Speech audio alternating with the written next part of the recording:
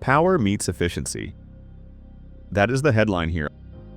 We are looking at an available turbo hybrid system pushing 329 horsepower with a rating of up to a Kia estimated 35 miles per gallon combined and a total driving range of 600 miles. Those are numbers that usually don't belong in the same sentence when talking about a massive three-row family hauler. But standing here with the all-new next-generation 2027 Kia Telluride, it seems the rules have changed that they say if it isn't broken, don't fix it. The original Telluride wasn't just a hit. It was a phenomenon that sold over sticker price for years. It was the undisputed king of the segment. But looking at this new generation, I have to ask the hard question. Did they just mess with perfection? We have a completely new design language, a massive shift in what is under the hood, and technology that might be trying a little too hard. So, is this the new king of the road, or did Kia lose the plot? Let's find out. First, you have to digest the face of this thing. It is wearing Kia's Opposites United design language, which we have seen on the EV9, but it hits differently here. The hood is broader, flatter, and gives it this very commanding, almost military stance. The grille is high gloss and flanked by these vertical headlamps that frame the face. It is aggressive, sure, but is it too boxy? Some of you might miss the slightly softer curves of the previous generation. It definitely feels more truck-like now. Moving to the side that the profile has changed, you see these flush door handles that pop out when you need them. They look incredibly sleek and they actually help drop the drag coefficient significantly, which is great for wind noise and fuel efficiency. But I have to be real with you. If you live where it freezes, flush handles can be a pain point in the middle of winter. We will have to see how these hold up in freezing conditions. We are looking at the X Pro trim here, which is the rugged Halo model. It is sitting on exclusive blacked-out 18-inch wheels wrapped in wider all-terrain tires than before. It is not just for show, this thing sits on an elevated 9.1 inches of ground clearance. That is genuine clearance for a family hauler. If you go for the X-Line, you get massive 21-inch wheels, but you lose a bit of that off-road capability, so you have to choose between style and function. Just look at the dimensions. The wheelbase is stretched, and the overall length is up by over 2 inches to 199.2 inches total. It is physically a larger vehicle. Around the back, the taillights have this futuristic thin signature. It is clean, but maybe a bit anonymous compared to the distinctive hockey stick lights of the old model. Getting inside, this is where Kia usually punches above its weight, and they haven't stopped.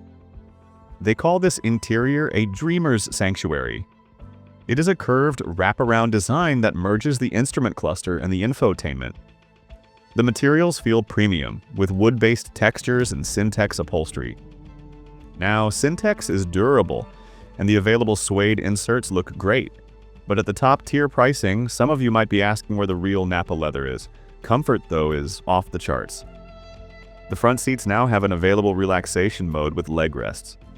It is great for taking a quick rest, but maybe just for napping while waiting for the kids at soccer practice.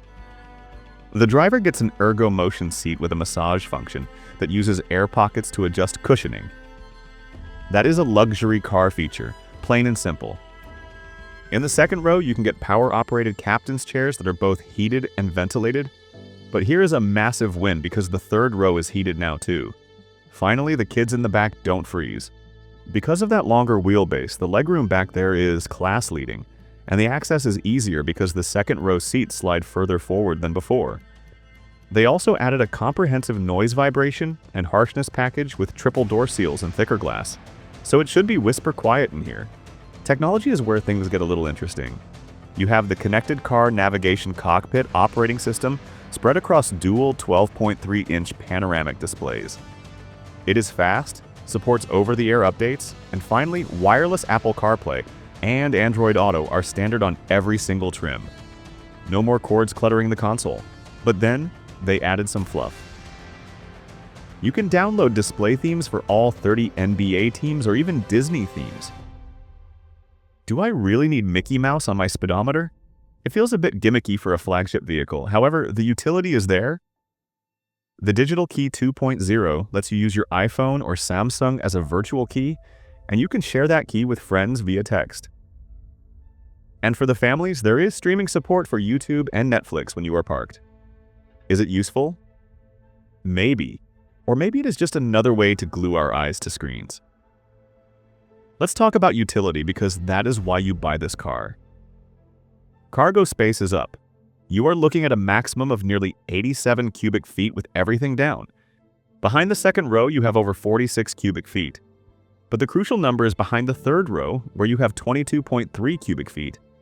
That is enough for a proper grocery run, even with 7 people inside. Note that if you buy the hybrid, you lose exactly 1 cubic foot back here due to the battery placement. There is also a standard folding luggage table and a lower storage area with dividers, which is clever packaging, though the hybrid loses that underfloor storage. Now we need to address the elephant in the room, the performance. The beloved V6 engine is dead, gone. In its place, the standard engine is now a 2.5-liter turbocharged 4-cylinder. I know, I can hear the purists groaning.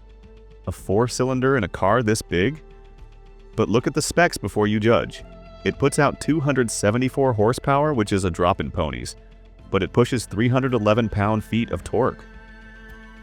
That is nearly 50 pound-feet more than the old V6.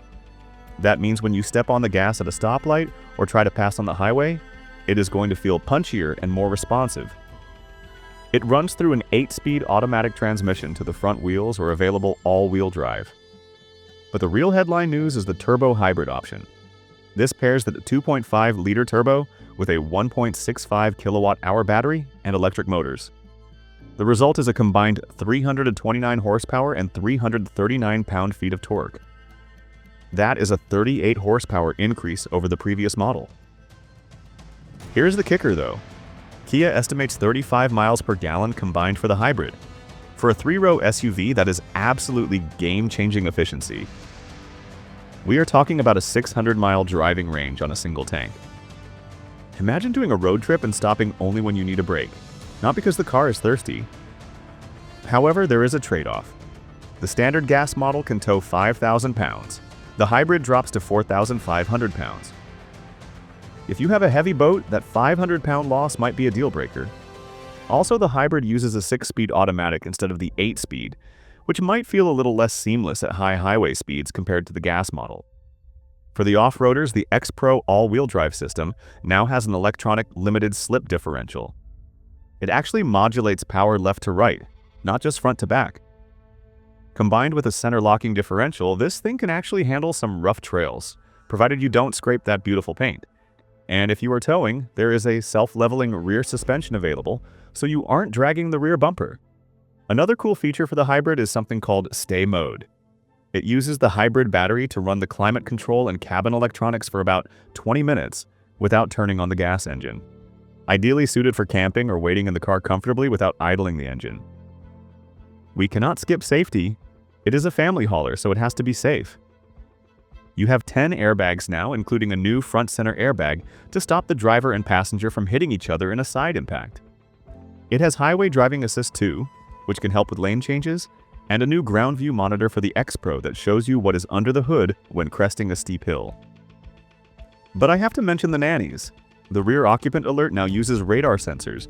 It will honk at you, flash lights, and send a push notification to your phone if you leave someone in the back. It is great for safety, but if it is overly sensitive, it could get annoying fast. There is also a safe exit assist that warns you if a car is coming when you open the door. So, how much is this new level of luxury and efficiency going to cost you? Official pricing isn't out yet, as we expect this to hit US dealerships in the first quarter of 2026. It will be built in West Point, Georgia, just like the last one. But based on the tech and that hybrid powertrain, don't expect it to be cheap. Is it worth it?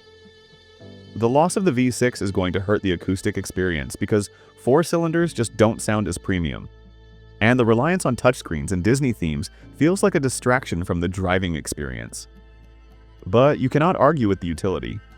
329 horsepower with 35 miles per gallon is a dream combination for a family SUV. The extra cargo space, the elevated ground clearance, and the sheer comfort of those second-row seats make this an incredibly compelling package. Kia took a risk changing the formula, but I think they built a better, more efficient beast. But that is just what I think. I want to know what you think. Is the death of the V6 a deal breaker for you, or does 35 miles per gallon make you forget all about it? And what do you think of this new boxy look? Drop a comment down below, let's argue about it. Thanks for watching and drive safe.